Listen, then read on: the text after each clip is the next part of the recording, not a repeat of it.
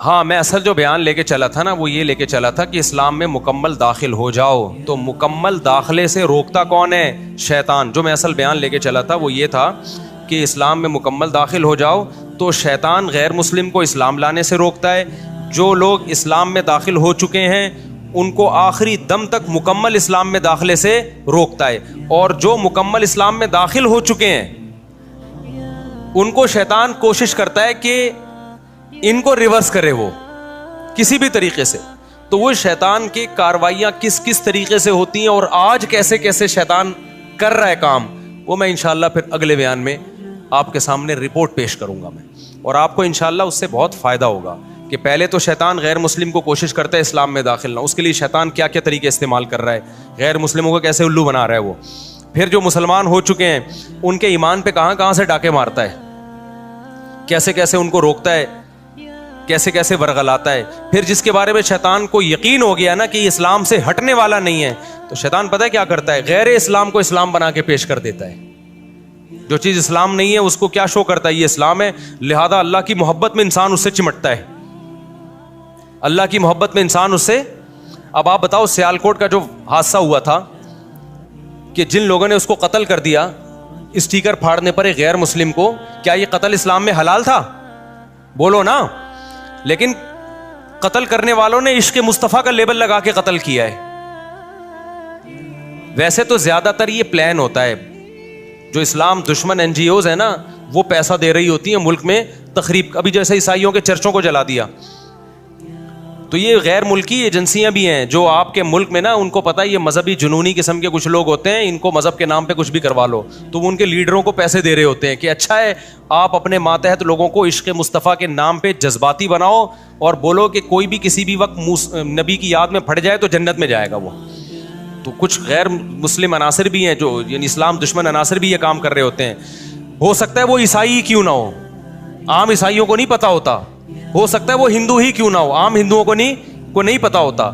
تو دنیا میں پیسے کے ذریعے کچھ بھی کروایا جا سکتا ہے, لیکن ان کو سر پھیرے لوگ چاہیے ہوتے ہیں, ان کو پتہ ہوتا ہے. ایک انگریز نے بڑی پیاری بات کی ہے, اس نے کہا ہے کہ دیکھو جب بھی آپ دنیا میں ہر کام کے ماہر نہیں ہو, آپ دنیا میں ہر کام کے ماہر نہیں ہو, لیکن آپ پھر بھی دنیا میں ہر کام کر سکتے ہو. سوال پیدا ہوتا ہے بھائی جب میں دنیا میں ہر کام کا ماہر نہیں ہوں تو میں ہر کام کیسے کر سکتا ہوں؟ تو کہا کہ ہر کام کے ماہرین سے کروا لو. نہیں یہ بات سمجھ میں؟ بھائی دیکھو میرے پاس کوئی آتا ہے, مفتی صاحب میرے گردے میں درد ہے, میں آپ سے علاج کروانا چاہتا ہوں. اب مجھے پتا ہے میں گردوں کا علاج نہیں جانتا, لیکن میں پھر بھی کر سکتا ہوں. کیسے؟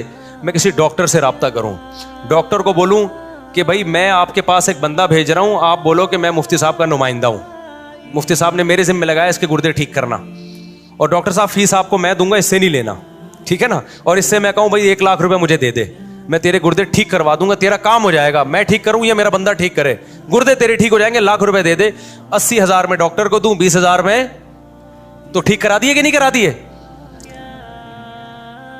اب میرے پاس لوگ آتے ہیں شادی کرا دو, میں تو نہیں کراتا, لیکن میں ان لوگوں کی نام لے ان کا نام لے دوں, رفیع بھائی کا, میں ان سے ان کی بات چلایا بھائی یہ کراتے یہ ہیں, ثواب کس کو مل رہا ہوتا ہے؟ نام ہمارا استعمال ہو رہا ہوتا ہے. اب میرے پاس کوئی بندہ آتا ہے کہ جی مجھے کوئی عمارت بنوانی ہے, میں کہتا ہوں وہ فلانا, لیکن میں پیسے نہیں لے رہا ہوتا ان چیزوں کے, میں اور آیا بھی نہ کریں ان کاموں کے لیے, میں تو ایک مثال دے رہا ہوں. تو اب مجھے ایک بات بتاؤ, وہ ایک انگریز نے ایک بات لکھی ہے کہ آپ دنیا کا ہر کام کر سکتے ہو, کیوں آپ ہر کام کے ایکسپرٹ نہیں ہو, لیکن دنیا میں ہر کام کے ایکسپرٹ موجود ہیں, ان سے کروا سکتے ہو آپ. اب سوال پیدا تو ان سے ہم کیسے کروائیں؟ کچھ کام ایسے ہوتے ہیں جو آسان نہیں ہوتے. تو اس گورے کی بات ہے, دیکھو ہر شخص کو کچھ نہ کچھ چاہیے, آپ اس کی چاہت اس کو دے دو گے وہ آپ کا کام کر دے گا. تو اس گورے کے الفاظ ہیں, کچھ لوگوں کی چاہت پیسہ ہوتی ہے, ان کو پیسہ دو جو چاہے کرا لو. کچھ لوگوں کی چاہت ہوتی ہے, کوئی ان کو رشتہ چاہیے ہوتا ہے نا, عشق ہوا ہوتا ہے, آپ ان کو گارنٹی دلاؤ تیری یہاں شادی کرا دوں گا, وہ سب کچھ کرنے کے لیے تیار ہو جائے گا. اس کے بعد میرے پاس بڑے واقعات ہیں, ایسا کیا بھی ہے لوگوں نے.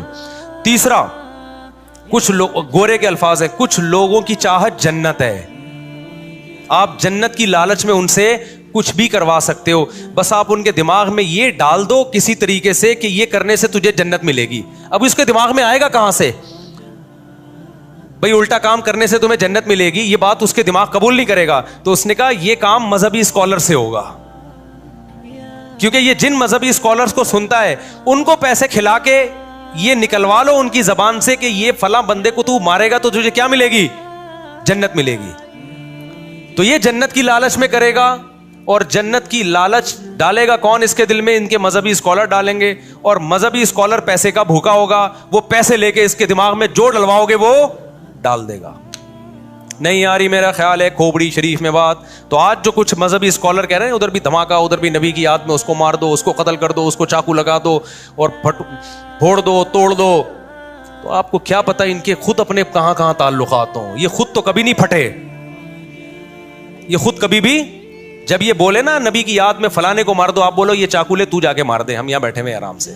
تجھے کیا جنت میں جانے کا شوق نہیں ہے؟ کیا ہو گیا؟ جب بھی کوئی مذہبی اسکالر ایسی تقریریں کرے نا, یہ کر دو, وہ کر دو, یوں کر دو, آپ کو سر آپ کریں, ہم آپ کے پیچھے پیچھے آ رہے ہیں. یہ یہیں بیٹھے ہوئے ریموٹ کنٹرول سے آپ کو کنٹرول کر رہا ہوگا بس بیٹھ کے, ٹھیک نا. جنازے میں شرکت کر لیں گے بس آپ کے, جب لاکھوں کا جنازہ ہوگا یہ آ جائیں گے نبی کی یاد میں یہ اس نے بندہ مارا اور خود بھی مر گیا. تو جنازے میں تو شرکت پہ کچھ بھی نہیں ہوتا بھائی. مرے آپ کیوں نہیں مرے؟ آپ کو پہلے مرنا چاہیے تھا نبی کی یاد میں, دوسروں کو کیوں مروا رہے ہو آپ؟ تو یہ ہر آدمی کی نا کچھ نہ کچھ لالچ ہوتی ہے, اس کو وہ جنت کے نام پہ بھی لوگ بیوقوف بنتے ہیں.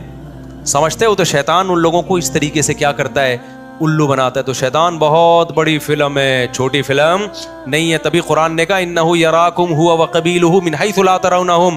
اے ایمان والو, شیطان تمہیں ایسی جگہ سے وار کرتا ہے تمہیں نہیں پتا چلتا. تو فاتخذوہ عدوا, اس کو دشمن بنا لو, اس کے وار سے ہوشیار رہو, ہر طرح سے تمہیں ورغلائے گا.